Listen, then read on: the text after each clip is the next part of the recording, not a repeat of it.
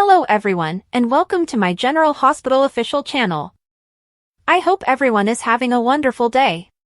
Before we begin, please hit the subscribe button and give this video a thumbs up.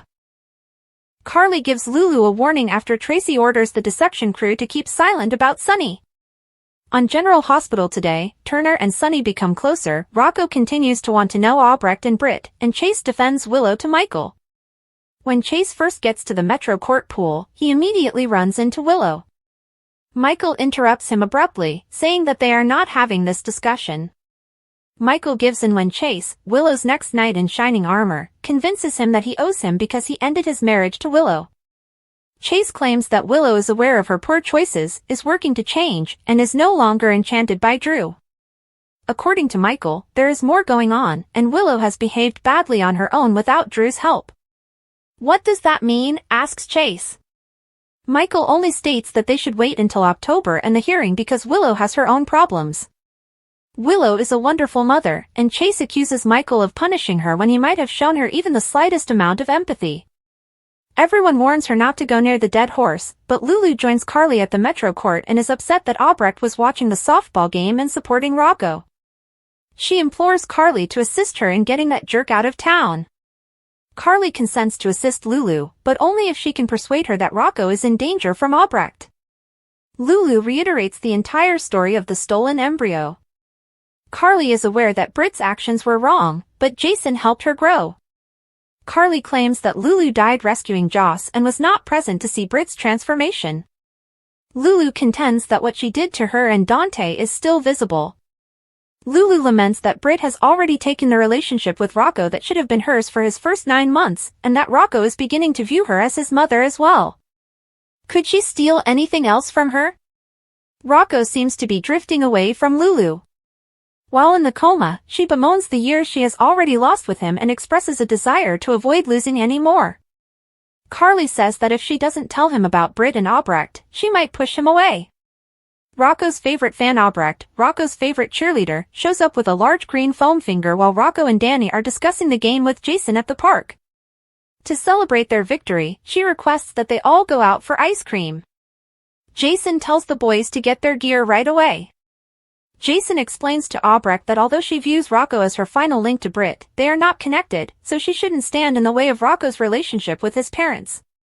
Jason suggests that if she wishes to assist Rocco, she should be honest with him about Britt's strengths and weaknesses. She might gain Rocco's trust as a result. Obrecht understands. Rocco informs Danny that he should definitely avoid Dr. O because he knows she has done some shady things in the past and because of his parents' feelings. But he likes her and wants to learn more about Britt and her. Is it possible for Laura and Dante to reach Lulu? Off the record, the mayor asks Dante in Laura's office if Sunny abducted Marco. Dante tells her that there is no evidence against his father and that official records show that Marco got lost while hiking. Laura claims that when it comes to their work and their connection with Sunny, she and Dante find themselves in comparable circumstances. Since Rocco is already dealing with enough problems due to the Britt situation, she does not want Sunny to be arrested. Laura points out that Dante and Lulu have the right to feel the way they do about Britt, but Rocco doesn't want to think that the woman who gave birth to him was a bad person. Laura is confident that Rocco will eventually overlook this. Dante claims that he would object to Rocco's interest in Britt if she were present, but because she isn't, he doesn't mind. But bringing Lulu on board is another story. Is Turner getting to know Sunny better? Sunny takes Turner, who hurt her ankle during the game, limping into the hospital while wearing their softball outfits. Sunny requests a different nurse when Willow visits to see how they are doing. Willow explains and provides them the forms to start completing. Willow goes to inform Isaiah that, considering the circumstances surrounding her and Michael, Sunny would like a different nurse.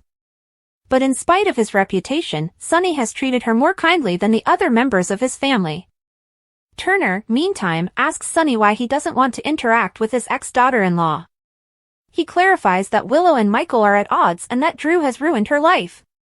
Sunny acknowledges that he is shocked that the judge granted Michael exclusive custody and denied Willow any access to visit. Turner is taken aback by his compassion for Willow. Sunny claims that everyone is in pain, including his grandchildren, and that the situation is complicated. Sunny offers to pull some strings to get the acting DA's scene sooner because they've been waiting long enough. Sunny laughs that she obviously doesn't want to owe him a favor and that he is aware that her pride prevented her from asking her teammates for assistance. Turner tells him, "Don't you dare." He then inquires as to if the fact that she was unable to defeat his team is bothering her. She acknowledges that the pain extends beyond her ankle and she is unable to even accuse him of infidelity. They lost because of her insistence that she was safe on the final play. It was a poor decision. She was out, he tells her. When a nurse finally arrives to pick up Turner, she informs Sunny that he is no longer responsible and offers to get a rideshare home. Willow says too much. Isaiah informs Willow that she is obviously wonderful with children and that she will soon have her children back once they have dealt with a young patient. Willow wishes she had paid more attention to everyone who pointed up Drew's shortcomings. Portia refused to listen when she claimed that Drew was blackmailing her. Willow claims that she shouldn't have told Isaiah that, and he is shocked. Isaiah vows to remain silent. Tracy calls a meeting. Maxie, Lucy, and Brooklyn are waiting for Tracy at the Quartermain home, anticipating that today will be the day they give Sunny and his illicit funds over to the authorities. Tracy shows up to say that going to the PCPD would be a mistake and to announce a change in plans. Brooklyn reminds her grandmother that she came up with the idea to call the police. Tracy acknowledges that she was blinded by her hatred of Sunny, and that if they go to the police, they might not think they are innocent and will only blame Sunny to protect themselves. Tracy declares that they will not speak. Maxie expresses her disapproval of this, and Lucy refers to it as a risk. Brooklyn agrees with her grandma because she doesn't want to put his grandfather Sunny in jail because Gio is already upset with her. Tracy praises Maxie for wanting to act morally, but if she loses her freedom, her ideals won't matter. *T. Tracy clarifies that an audit would follow an investigation, and who knows what else Natalia, who is no longer employed by them, might not have told them. Maxie continues to believe that exposing Sunny will demonstrate that they have nothing to conceal. After hearing enough, Tracy calls a vote, and all the women vote more than Maxie. In the show's last moments, Willow expresses gratitude to Isaiah for being a friend while they are in the hospital. She claims that lately, he, Liz, and Chase have made her life bearable. Isaiah was unaware of her and Chase's intimate relationship. She informs him that she cheated on him with Michael during their previous marriage. Even though Chase has every reason to be upset about her right now, he isn't. Chase is all she believed Michael to be, she exclaims. "Oh no, this sounds awful. Chase, run!" Michael tells Chase at the pool that he is merely watching out for his kids. Chase claims that he isn't, rather, he is punishing Willow and their children. Sunny shows up at the hospital in a wheelchair to assist Turner, who is now using crutches. He chuckles and responds that he dislikes being told what to do when she tells him to go home. She thanks him and accepts his offer of a ride home. Brooklyn feels that Maxie is disappointed in them as they leave the queues with Lucy. Tracy hopes Maxie follows the vote because she wouldn't be surprised if she told her stepfather, Mac, the chief of detectives. Dante is unsure if there is a simple way to resolve the drama between Britt and Rocco at Laura's office. Laura assures them that they will find one as Rocco's family. Carly cautions Lulu at the Metro Court that preventing Rocco from discussing Britt with Obrecht will just encourage him to pursue her further. She might worsen the situation if she confronts Obrecht. Returning to the park, Danny and Rocco confront Jason and Obrecht on the offer of ice cream. They'll have to do it again since, according to Obrecht, she missed her lactose pills. Rocco asks Jason whether Britt was like Obrecht after he leaves. According to Jason, Britt was independent. Jason responds, "So do I." On the upcoming General Hospital, Sidwell asks Drew if he's threatening him. Rocco wishes he could have known Britt. Thursday, August 7th. General Hospital spoilers. Sidwell is provoked by Drew's threat, Emma's plan is in danger, and Sunny has good news. According to General Hospital spoilers for Thursday, August 7th, Emma Scorpio Drake's plot is jeopardized, and Jen Sidwell will be provoked by Drew Kane's threat. There will be some intriguing narrative twists for viewers as Sunny Corinthos receives some positive news as well. First, Anna Devane will inform Felicia Scorpio that Emma will approach Professor Henry Hank Dalton this evening. It appears like Anna might ask Felicia for assistance in stopping Emma, but she might not be able to rely on Giovanni Gio Palmieri to take the initiative in the lab break-in scheme. In Thursday's GH episode, Anna might also make good use of some additional connections. We'll discover if Anna intends to utilize those contacts to keep an eye on the situation in Dalmatia or if that is an attempt to foil Emma's plan. Emma will be advised by Trina Robinson to reconsider accepting that position as a research assistant. Given that Jocelyn Jacks called Dalton a jerk and advised Emma to avoid him, Trina will assume Emma should pay attention. Emma will confide in Trina about her love for Gio after the conversation inevitably shifts to him. Emma will be much more attracted to Gio because of his loyalty about this lab break-in plan. Regarding Jordan Ashford, she will meet with Laura Collins and provide some updates on Sidwell. Jordan may insist on taking a chance even if Laura won't feel comfortable asking him to, most likely because of Sidwell's takedown or his rivalry with Sunny. Alexis Davis will then question Christina Corinthos Davis about whether she regrets getting in the way of Molly Lansing Davis and Cody Bell. Christina will still feel a bit bad for spoiling Molly's fresh opportunity at romance, even if she tries to tell herself it's for the best. They've agreed to keep all the money laundering investment drama at Deception, and Brooklyn Quartermain, who lives across town, will bring some good news for Sunny. He'll irritate Sidwell over with Drew. If their partnership is no longer advantageous to both parties, Drew can make certain demands and even imply that he might turn against him. "I assume you wouldn't be threatening me?" In the GH preview video from Thursday, Sidwell asks Drew. Lastly, Rick Lansing's commitment will be put to the test by Ava Jerome, but if he makes Elizabeth Baldwin the focus of his attention, he may not succeed. By going to Alexis and forcing him out of the blackmail deal, Rick might show Ava that she made the correct decision. Stay tuned for more confrontation between Rick and Ava, according to General Hospital spoilers. General Hospital spoilers: Sunny Corinthos will leave GH, Maurice Bernard announces retirement plan. Spoilers for General Hospital suggest that Sunny Corinthos may have changed his mind about leaving the mob, but actor Maurice Bernard, who plays him, recently disclosed that he has a retirement plan related to his current role in the soap series. Bernard most recently made an appearance on the Soapy YouTube channel, which is a brand new podcast presented by Greg Ricard and Rebecca Budig, who are actually best friends. Bernard discussed his career in daytime drama, which includes his own YouTube series called State of Mind, in which he invites soap opera stars to discuss mental health. He also talked about playing Nico Kelly on All My Children during that period. When the actor talked about his reasons for quitting AMC and his desire to become a movie star, he didn't hold anything back. Unfortunately, Bernard disclosed that he was broke after relocating to Los Angeles. The good news is that he gave General Hospital a chance, took over as Sunny Corinthos in 1993, and the rest is history. Bernard also recounted a story about his wife telling him that General Hospital was calling for him, and he cried out, "I am not doing another soap opera." Sunny is undoubtedly a once-in-a-lifetime soap opera character, and the mob boss still dominates the show's plots today. However, despite Sunny's risky career choice, Bernard did mention in his soapy interview that fans seem much more worried that Sunny could die at any time these days. Either from a heart attack or his involvement in organized crime, since the character has recently experienced some health problems in this area. Bernard joked that the concern about Sunny's death might be due to the fact that he is getting older and is about ready to retire. The actor briefly discussed his retirement strategy, stating that he is 62 years old and then going on to say, maybe another couple years, 3 years. We'll see what happens after that. Bernard is an essential component of the GH canvas, and although viewers would be sad to see him go, he deserves a vacation after more than 30 years of entertaining soap opera watchers. Fans are reminded by General Hospital spoilers that Sunny isn't leaving anytime soon. He is working to identify the mystery threat that is pursuing him and to keep his current opponent, Jens Sidwell, at bay.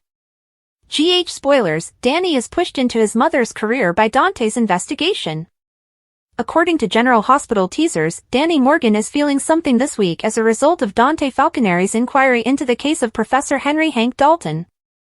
As Dante learns more, Danny's intense curiosity suggests that he has a talent for detective work, similar to his late mother Sam McCall, who established a reputation as a Port Charles private investigator. Facebook fans are going crazy. Could Danny follow in Sam's footsteps and have her keen intuition? Will Danny follow in Jason Morgan's footsteps and pursue a life of exploration, or will danger pull him away as Sam might have wanted? Danny's inquisitiveness reflects Sam's legacy. Dante's most recent inquiry may have Danny following him about at all times, and fans are curious about the teen's developing detective abilities, which he may not even be aware he has. From her work with Damien Spinelli to solving cases, Sam's talent for revealing secrets left an impression on Portchak, and Danny's interest in Dante's case may indicate that he shares her talent. Raising Danny by himself since Sam's untimely death, Jason may observe his son's keen intellect yet be concerned about the dangers. Is Danny too young for such a risky career, or do you think he will continue his mother's investigative legacy? Dante's influence sparks Danny's ambition. Will Danny begin to pose incisive queries that mirror Sam McCall's unwavering determination? This young man may be on the verge of becoming much more than just a pool boy at Metro Court. If his future holds anything beyond cocktails and towels, Sam had always hoped it wouldn't entail the kinds of dangers Jason's job presented them with. On the right side of the law, however, is a different matter. Fans of GH are excited, wondering if Danny's talent would allow him to work alongside Spinelli or possibly shadow Dante.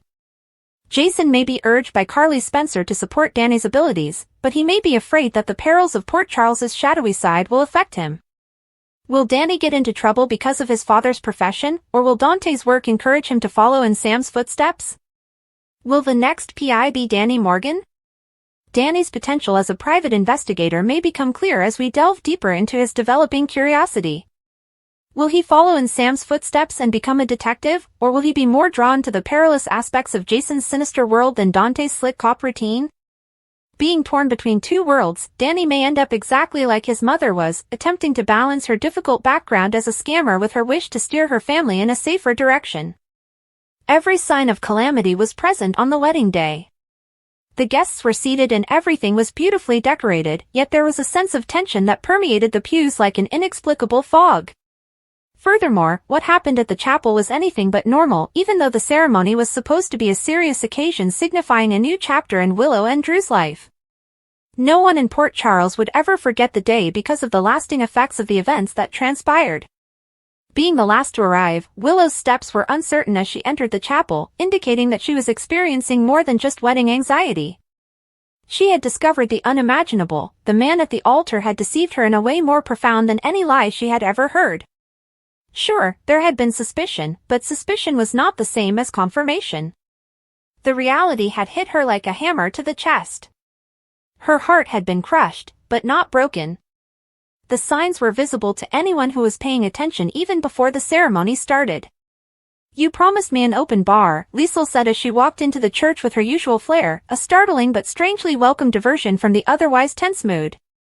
Liz responded to her sardonically, "At the reception, not the church," as though attempting to prevent everything from falling apart entirely. This established the tone for what would turn out to be a memorable incident. The few guests in attendance had not gone ignored. It was not long until the performance's fractures turned into craters, with entire rows of seats unfilled and a stillness so deafening it could have screamed, "No one believes in this union." Steeled looks, barely disguised whispers, and guests like Rick and Ava sitting like they were anticipating a performance rather than a serious uniting of lives were all in the air. Tension boiled over when the ceremony began and Willow stood in front of Drew. The quiet was deafening as the officiant asked for the bride's agreement at that point in the ceremony. Willow didn't grin or say, "I do." Rather, her voice pierced the silence like a flash of lightning. "Did you share a bed with my mom?" she asked Drew, her eyes burning with betrayal in addition to tears. The guests' gasps were immediate. Incredulously, Rick, who was seated in the pew behind Ava, leaned over to say, "Did you know about this?" Ava held a finger to her lips while her mouth curved slightly in a mixture of dread and enjoyment. "Be quiet." With more interest in the drama developing than any daily soap opera she had ever seen, she murmured back, "Don't ruin this."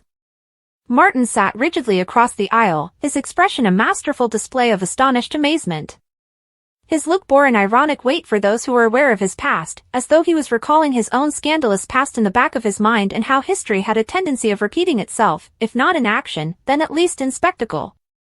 Lucy murmured something under her breath next to him and started to slowly leave the pew, obviously not wanting to stay for the aftermath. Before the first set of charges had even been fully uttered, she had left. Willow didn't wait for a reply from Drew.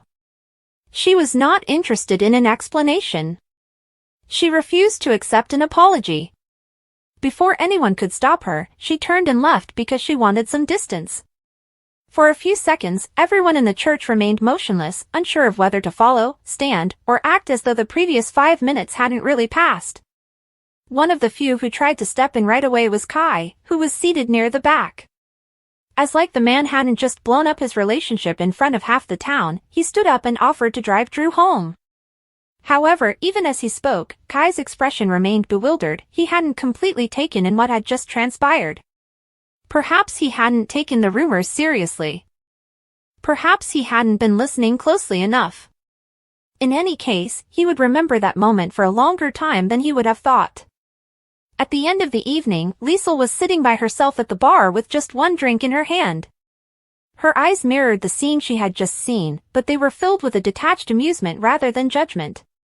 She raised her glass in a fictitious toast to the empty room and informed the bartender that no one else was coming. Only someone like her could manage that peculiar fusion of happiness and sadness in her voice. The fallout quickly hit Drew. The person who was formerly seen as a defender, a legislator, and a role model was suddenly derided. In addition to losing Willow, he had also lost all hope of public atonement. Every handshake had become suspicious as a result of his own acts, and every relationship had become a struggle for forgiveness. People watched him leave the church, not with interest but with disapproval. In the meantime, Willow had taken up temporary residence in Liz's house. She needed serenity, not sympathy, and Liz's guest room provided that for the time being. Even if the sweats she wore weren't her own, they had a more authentic feel than the bridal gown. She revealed to Liz the truth she had only recently come to terms with over breakfast the following morning. The marriage, the love, the fantasy, none of it had been right. Not only had she erred, but she had also become someone else entirely. Willow made it apparent that she was only interested in the necessities when Nina showed up with clothes in hand and attempted to assist in her own foolish manner. Apologies were not what she wanted. She wanted no explanations. She most definitely didn't want to be manipulated anymore. Nina made an effort to clarify. She was continuously trying to explain. Willow, however, was beyond justifications. She told her straight out that she had had enough of both her and Drew. She was going to make her own decisions from now on. Later, Rick dropped by with legal documents and a discreet offer to help her out. She simply listened without asking any questions. In actuality, she needed assistance, and Rick appeared earnest at the time, regardless of his intentions. He described the path ahead, including the need for her to wait and the need to restore her credibility. She accepted the response even if she didn't like it. Even though it wouldn't be simple, she at least had something to strive for now. The fallout from the wedding fiasco spread to another part of town. Curtis had begun to think that they would be safe at last. Drew was probably on his way to Washington, and things might calm down as long as he never discovered who had introduced him to Willow. Portia wasn't so sure, though. She was troubled by guilt. She had contributed to the fabrication that betrayed her daughter's confidence, and now she had to question if retiring would be sufficient to make things right. Michael was still having trouble comprehending how things had gone so wrong so quickly at the Quartermaine mansion. In order to give Willow more time with their children, Drew unexpectedly showed up and asked him to abandon the custody dispute. Michael, however, remained unrefined. He believed that Drew was the reason of everything, including Willow's demise and the dissolution of their family. He wasn't yet prepared to extend forgiveness. Perhaps never. And Willow showed up right when he thought he could keep it together. She had changed appearance. Lucid. Determined. She apologized to him for last night's error and assured him that she still loved the kids. She requested to see them because she missed being their mother, not because she was entitled to it. Michael took a while to respond. The number of wounds was excessive. Too many betrayals. But he hesitated because of something in her voice. It was a plea, not a command. Nothing that day felt more honest than the quiet talk between Brooklyn and Rocco back at the pool. Rocco praised her for the truth she unintentionally revealed to him, not for her errors. In that instant, Rocco gave Brooklyn something she hadn't anticipated: grace. She wasn't sure if she should feel relieved or ashamed. Lulu eventually admitted what she had been avoiding at Laura's office. Her son was curious about his background, about a side of himself that she was afraid to look at again. She couldn't escape it forever, Laura warned her. That Rocco would look for what she was trying to hide the more she fought. And perhaps they could both find peace if she accepted it alongside him rather than against him. The repercussions of the wedding were still being felt, but amid all the chaos, there were glimmerings of hope, quiet discussions, hesitant apologies, and opportunities for fresh starts, albeit fleeting. Finally, the truth had surfaced, along with a terrible but essential clarity. The question that remained unanswered was whether anyone could recover from it. Sidwell is threatened by Drew, Anna is concerned, Christina regrets it, and Sunny is taken aback. Jens Sidwell is stunned by Drew's audacious warning on the upcoming General Hospital, but will it be his undoing? Anna Devane will likely tug some strings, fans may anticipate. Rick Lansing is tested by Ava Jerome. Additionally, Emma Scorpio Drake and Trina Robinson form a bond. Emma Scorpio Drake bonds. Let's begin with Emma, who just spoke with Jocelyn Jacks in an odd way. Joss had a warning for Emma despite leaving her position as research assistant to Professor Henry Hank Dalton. Her competition was warned by the WSB agent not to work for Hank ever again. The man will treat Emma the same way he treated Joss. Emma won't know whether to believe her or not, though, because of the competition between the young ladies. Trina might hear the activist's side of the story. Naturally, Trina would inform her that Joss wouldn't have warned her unless it was accurate. According to Brooklyn Quartermain, Harrison Chase was given a shocking revelation by her. BLQ has to mend her friendship with Gio Palmieri before proceeding with the adoption process. Despite his obvious distress, the detective consented to wait for BLQ to be prepared. The brunette will then discuss the matter with Sonny Corinthos. Even though Sonny would really like to assist BLQ, he might argue that Gio must make this choice. The young lady may also be told by the mob boss that it will take time to forgive. It cannot be coerced. Ava will put Rick Lansing to the test, according to Thursday, August 7th General Hospital teasers. Fans are aware that Rick's interest in everyone but Ava hasn't exactly delighted her. Ava came up with the initial plan to carry out the blackmail scheme. She has now, however, suggested to Alexis Davis that Rick be excluded, which might significantly reduce the amount of blackmail. Therefore, it will be intriguing to observe if Rick has already taken preparations and if he has a gut feeling. Recall that he wasn't entirely in favor of the blackmail concept and expressed a desire to keep his independence and legal license. After being brought in a black hood to Jack Brennan's office, fans will also witness Anna Devane furiously. The idea that Anna will ultimately tug some strings is hinted at. Of course, Britt Westbourne might potentially be involved. Jordan Ashford will provide Laura Collins with some updates regarding Jens Sidwell. Fans are astonished by GH's Chris McKenna and Bradford Anderson's unplanned music. At a GH fan event, Chris McKenna and Bradford Anderson's electrifying duet brought the house down. The day will come when the WSB will require Spinelli's hacking skills for General Hospital. Indeed, Jack has previously made an unsuccessful attempt to recruit Jason. Although Stone Cold mostly possesses physical skills, Spinelli could be helpful in the field of computers and spying.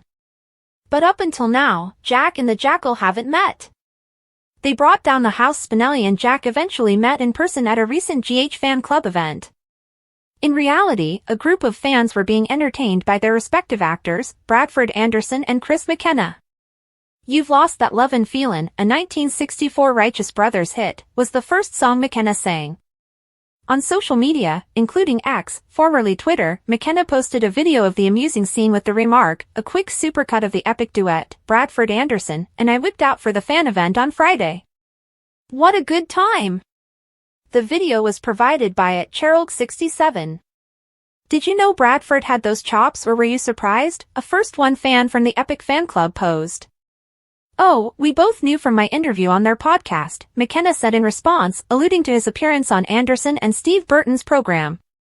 "That's awesome." Anderson shared a selfie of the two on Instagram following their fan performance, writing, "Had a great time at the GH Fan Club weekend. What an incredible time meeting all the lovely GH fans at my first official weekend."